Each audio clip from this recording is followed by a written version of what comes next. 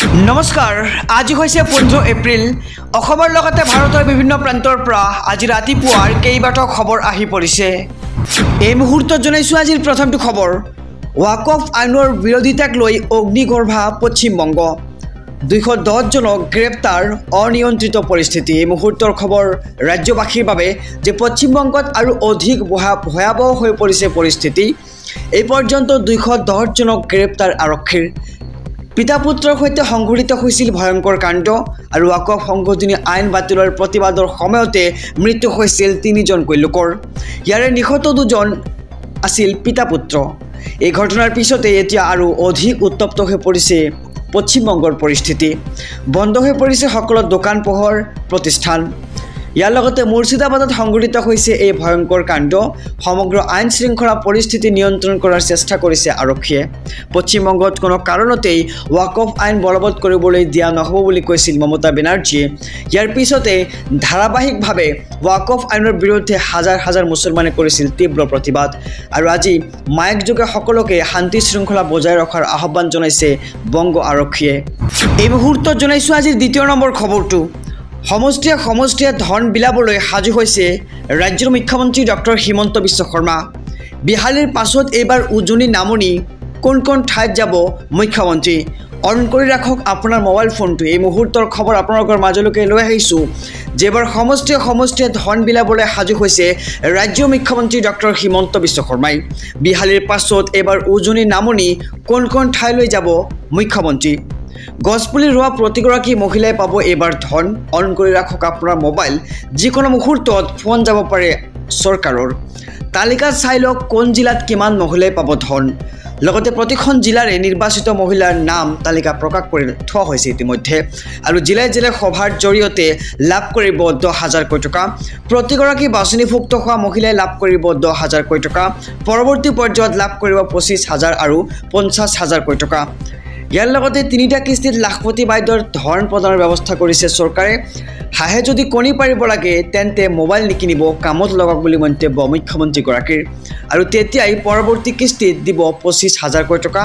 আৰু ইয়াৰ লগতে শেষৰ কিস্তিৰ ধন হ'বগৈ 50,000 টকা আৰু গছপুলি ৰোৱাৰ পিছতো বহু মহিলাই নাপাব লাখপতি বাইদেউৰ ধন যিসকলৰ মহিলাৰ 3টাতকৈ অধিক সন্তান আছে সেই মহিলাই নাপাব লাখপতি বাইদেউৰ ধন এই মুহূৰ্তত জনাইছো আজিৰ তৃতীয় নম্বৰ খবৰটো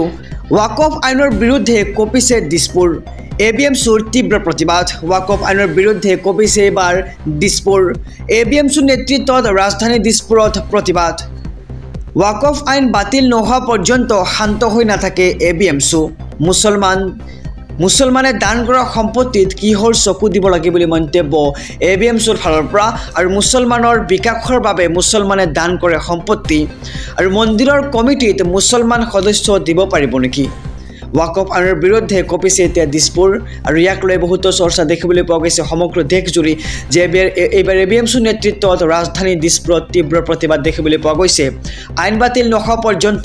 শান্ত হৈ নাথাকে এবিএমছু সংগঠনে আৰু মুছলমানে দান কৰা সম্পত্তিত কিহৰ চকু দিব লাগে চৰকাৰে এনেদৰে এতিয়া প্ৰশ্ন উত্থাপিত কৰিছে বিজেপি চৰকাৰক আহিছো পৰৱৰ্তী খবৰৰ মাজলৈ ম্লান পৰিব বিহুৰ আনন্দ অহা 18 এপ্ৰিল পৰ্যন্ত ৰাজ্যত বতৰে ল'ব ভয়ংকৰ ৰূপ